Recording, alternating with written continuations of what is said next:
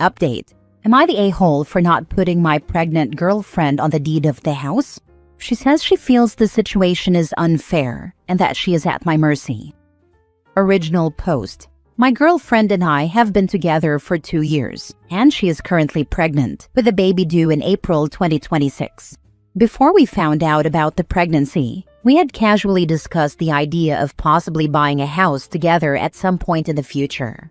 At the time, it was more of a long-term goal than an immediate plan. However, once we learned she was pregnant, everything accelerated very quickly.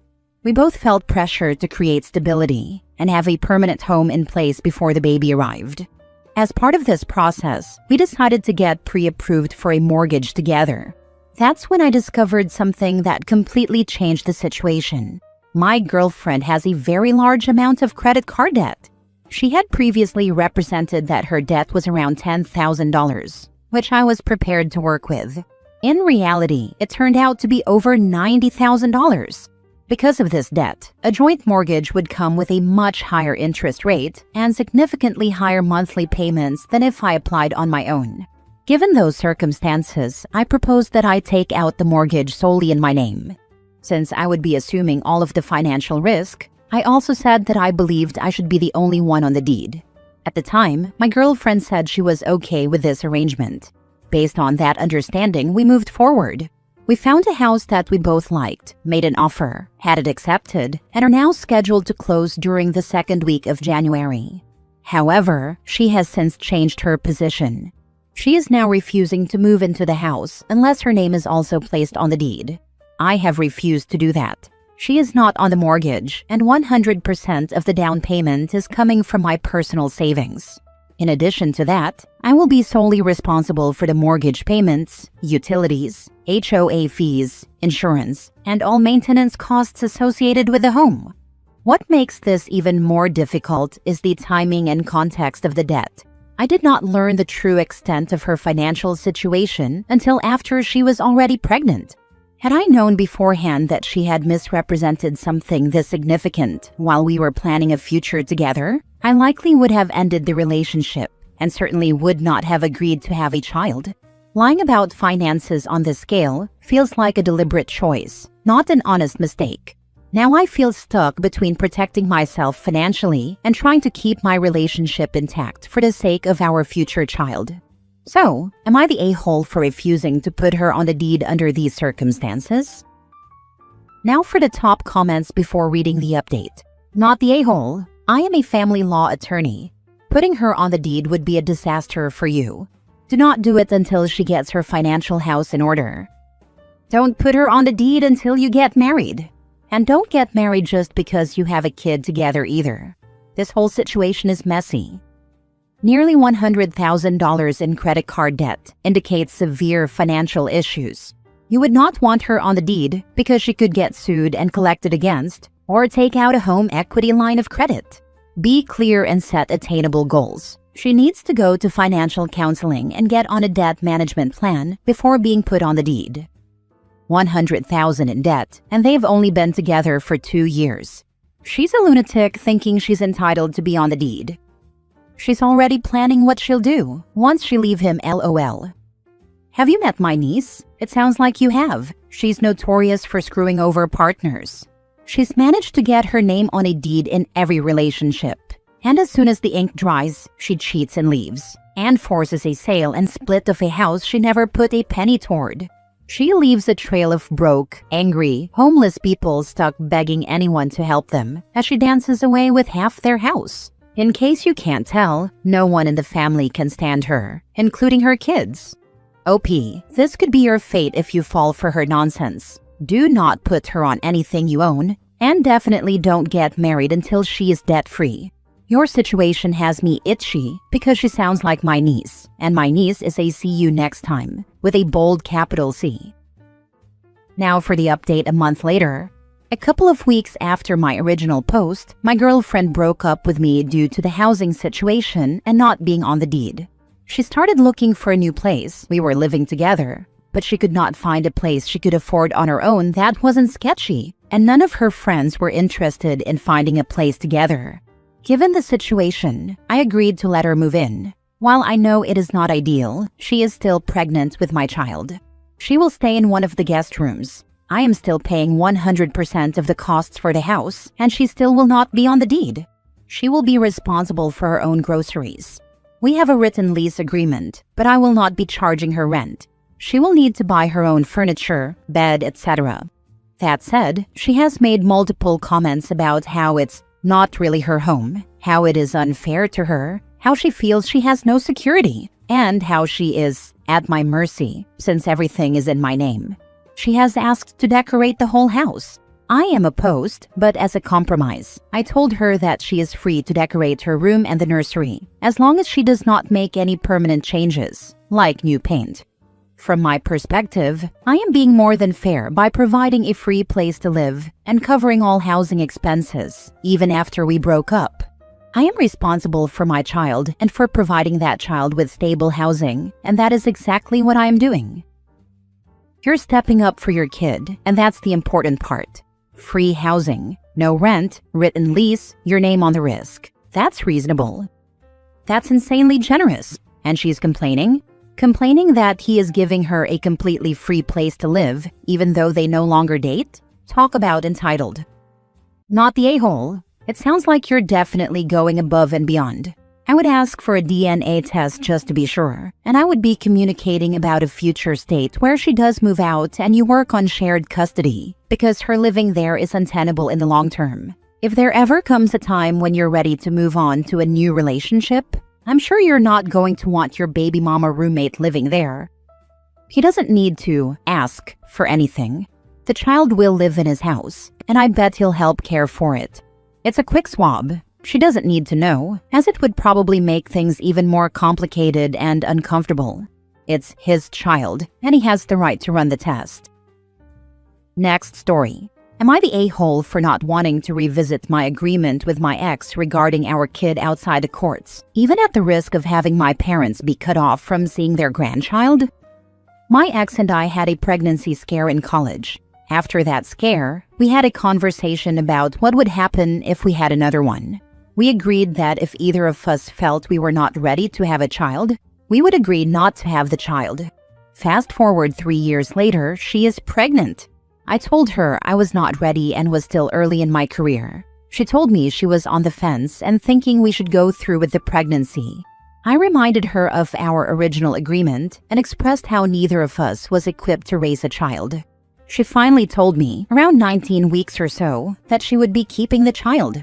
At that point, I told her that we were done, and that I would support her financially to the extent that I am legally obligated to, nothing more and nothing less. I told my parents, and said that if my ex was okay with having them in her life, that was fine by me. I just told them that I am nothing more than an ATM, and that I refuse to play any parental role. If she is willing to let them be grandparents, that's great, but that is between her and them. After the child was born, I agreed to child support. I don't have any visitation. She has both primary and legal custody. For me, it is just a 21-year term loan.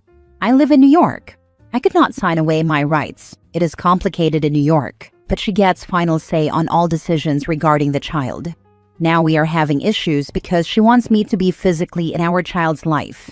She wants me to have the child on weekends and split the days during summer break. I told her no. We had an agreement.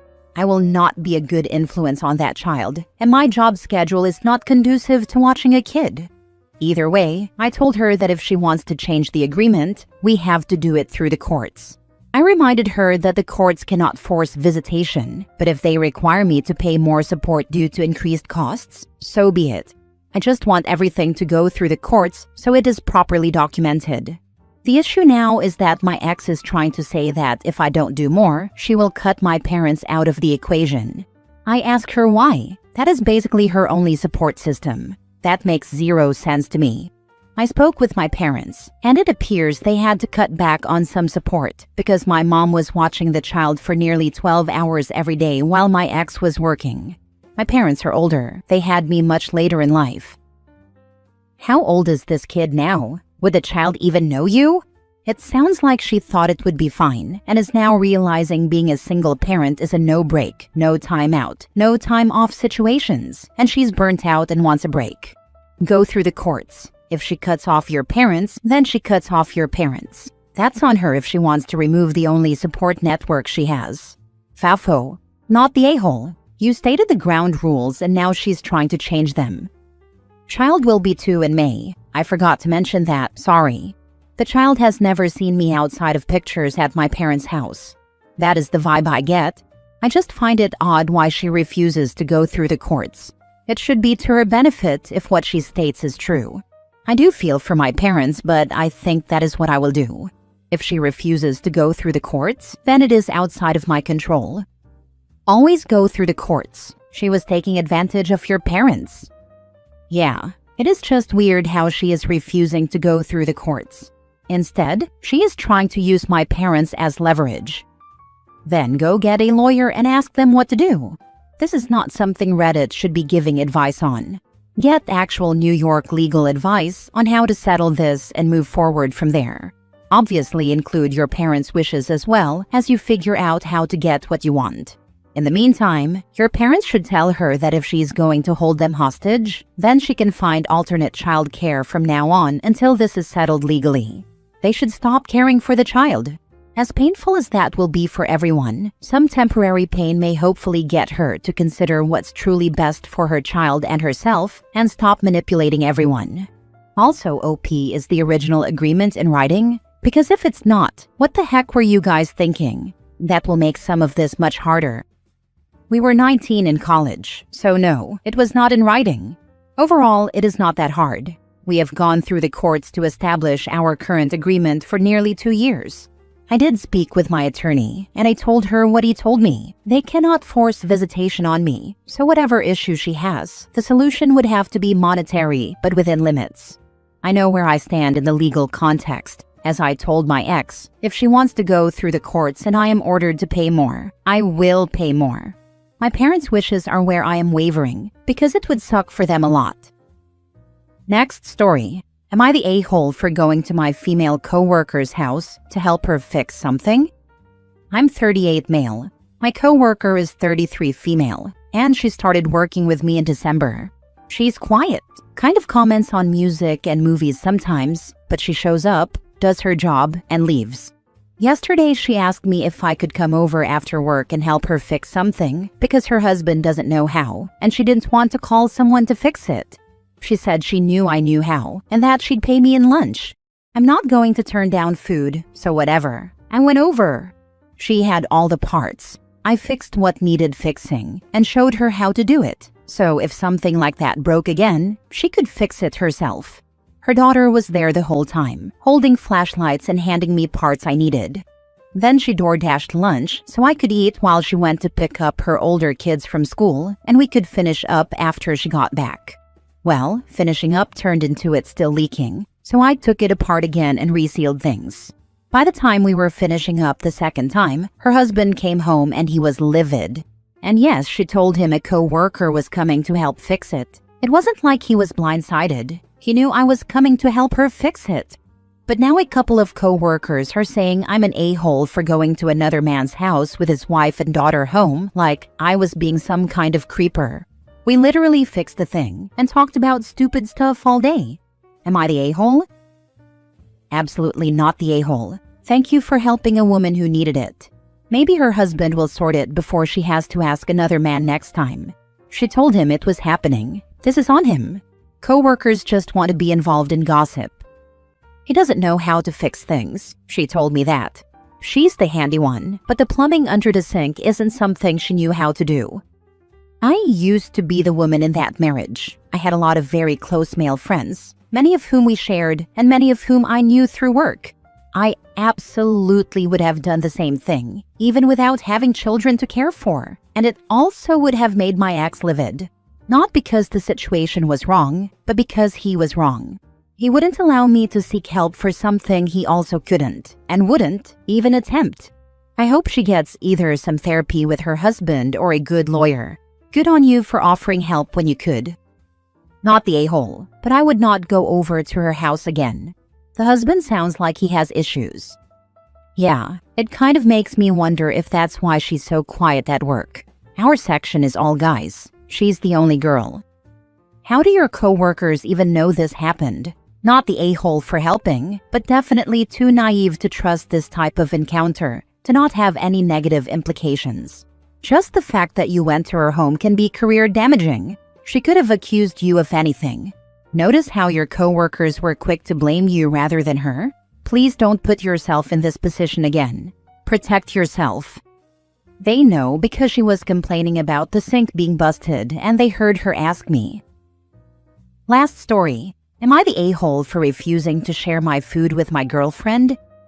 The Lord of the Rings is doing a theatrical rerun in my city, so my girlfriend, 27 female, and I, 27 male, decided to go watch the Two Towers Extended Edition last night. We do not currently live together. There's a bar that I really love right next to the theater. I asked if we could go to this restaurant after the movie because I really wanted to get this specific dish. It's lettuce-style fries that are fried in beef tallow, covered with green onions, bacon, house seasoning, and served with the best hollandaise sauce I've ever tasted in my life. You can get fries for one, a smaller portion, or fries for two, a much larger portion, for a couple of extra dollars.